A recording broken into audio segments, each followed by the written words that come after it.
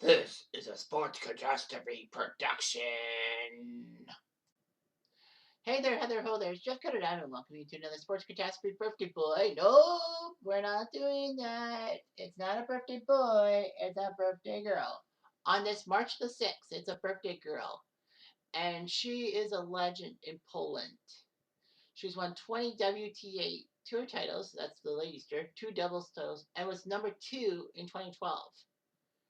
Her achievements were the 2015 WTA Finals champion, fan favorite 6 times winner, and shot a year 5 times. She's actually the first Polish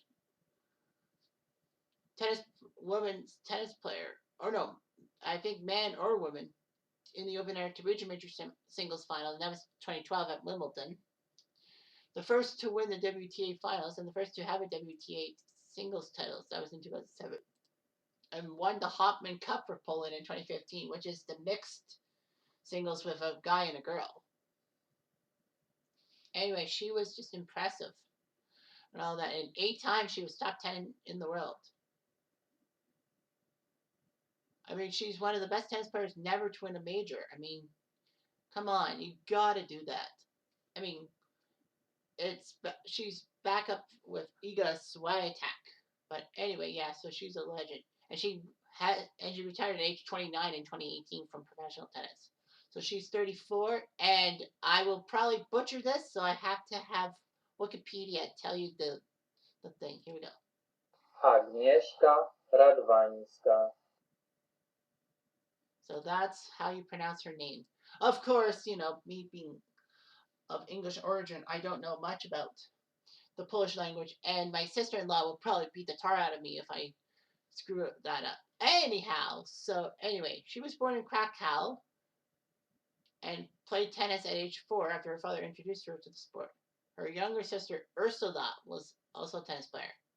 Radwanska became a WTA ambassador for Habitat for Humanity. She's a practicing Roman Catholic. And there was a Catholic campaign in her native country. And I am going to probably butcher this, but it's Najwaszczęśliwszy say Jezusa. I'm not ashamed of Jesus. She released a video saying fans should not be ashamed of believing. But unfortunately, after posing nude for the body issue from ESPN in 2013, she got canned from that. But anyway, yeah, she was engaged to a Polish player by the name of Dawid Zelt. So they married and all that.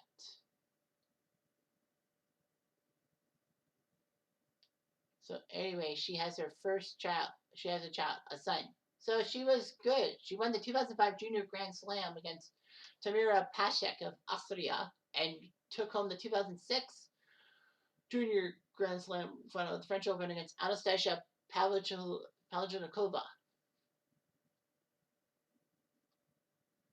Anyway, she did enter the 2006 Wimbledon as a professional.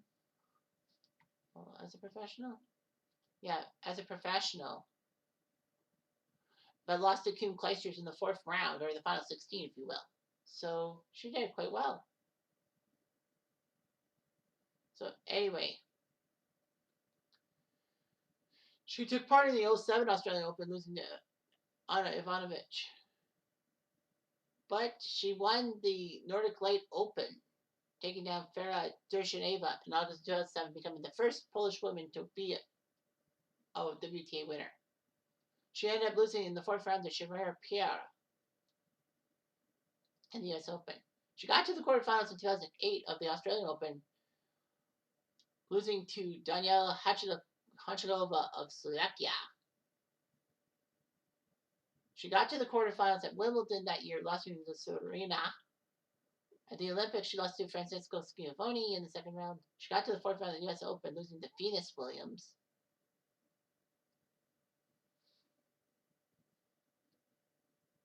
So anyway, yeah, she got to the top 10 by 2009, and it looked pretty good for her.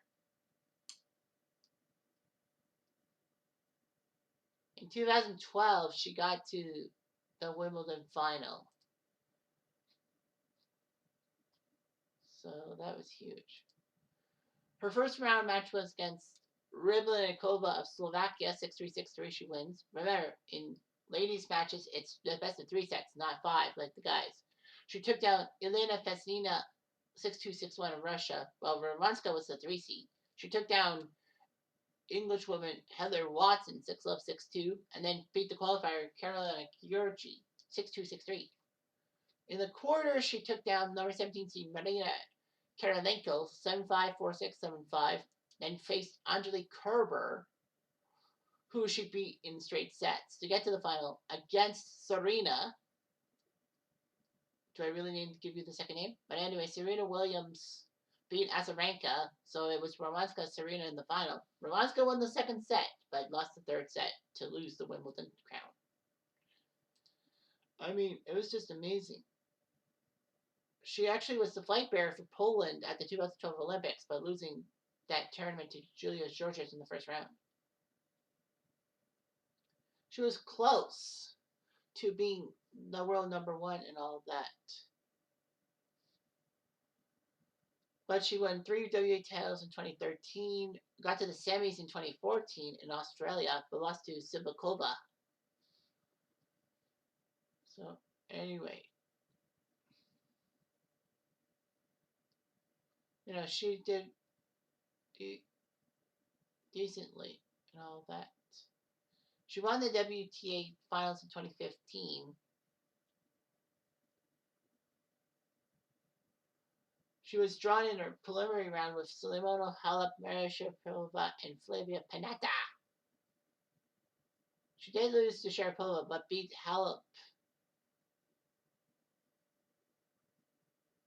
and Sharapova. Well, she lost to Pennetta, but she won. She got to the semifinals, beating Gabriel Muguruza of Spain in 3 sets to make the final against Petra Kvitova. And she won. She did it. She lost 2 matches, but somehow did it. So she ended up being number 5 and all that. By 2016, she was back to being number 2, so she was looking pretty good to be number 1, but she couldn't do it, unfortunately. Unfortunately, a foot injury by 2017 cost her some time, and then she decided to retire by 2018. All that. She ended up being 78th on the WTA because of her injuries and all that. She would participate in the Fed Cup and did pretty well, 41-7. With her big win over Poland over Spain, it helped Poland get to the Federation Cup, or the women's version of the Davis Cup. Got to the top group, the world group, for the first time in 20 years. Radwanska would have a rivalry with fellow Northern European Caroline Wozniacki, Farashonova, even Li Na. So Radwanska was decent, known for the professor for her shot making ability. I mean, she was a 5-time champion of the shot of the year thing.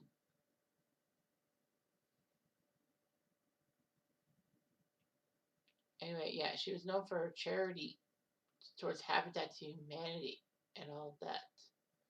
And in a charity match between Iga Swiatek and Anki Radwanska, it raised over 2.5 million